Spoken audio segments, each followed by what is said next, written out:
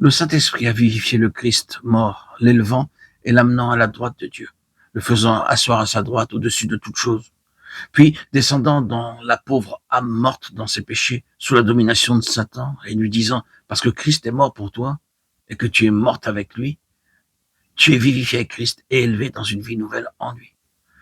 Vous êtes morts dans vos fautes et dans vos péchés. Que pouvez-vous faire? Des morts ne peuvent pas se sauver eux-mêmes. Et mieux que cela, vous êtes terriblement vivants. Il y a un esprit qui agit en vous. C'est l'esprit du prince de l'autorité de l'air. Vous êtes non seulement mort à Dieu, mais hélas, vous êtes actif. Et cette activité provient d'un esprit satanique qui combat contre Dieu. Le mal ne serait pas si grand si vous étiez seulement mort. Mais vous vivez selon le train de ce monde, qui est sous la domination des esprits malins, c'est-à-dire du prince de l'air. Vous ne pouvez pas vous sauver vous-même.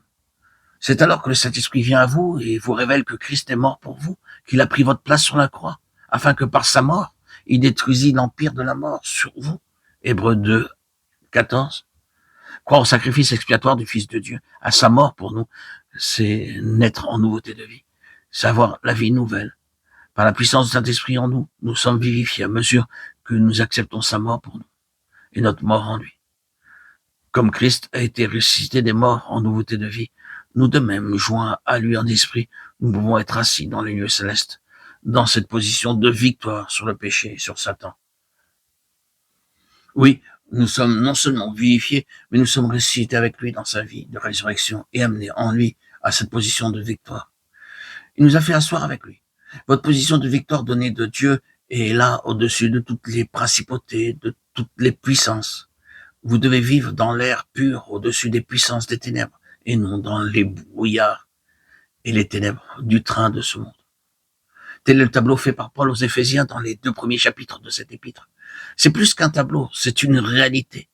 L'Esprit de Dieu est en train d'amener l'Église à le reconnaître. Vous pensez que l'Église a l'air bien morte, c'est vrai.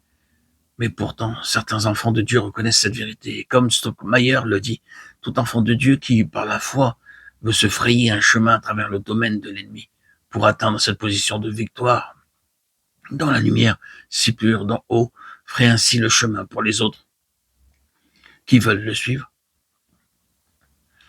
Vous dites que vous ne réalisez pas cette position, mais c'est tout d'abord une position de foi.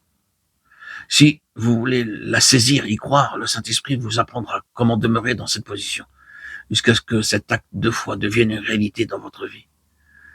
Il y a tant d'enfants de Dieu qui tâtonnent comme des aveugles, alors qu'il existe une illumination des yeux de leur cœur qui ferait des choses célestes une réalité pour eux, et qui les ferait vivre dans cette réalité, dans la bénédiction, la plénitude et la puissance de communion avec leur Seigneur ressuscité.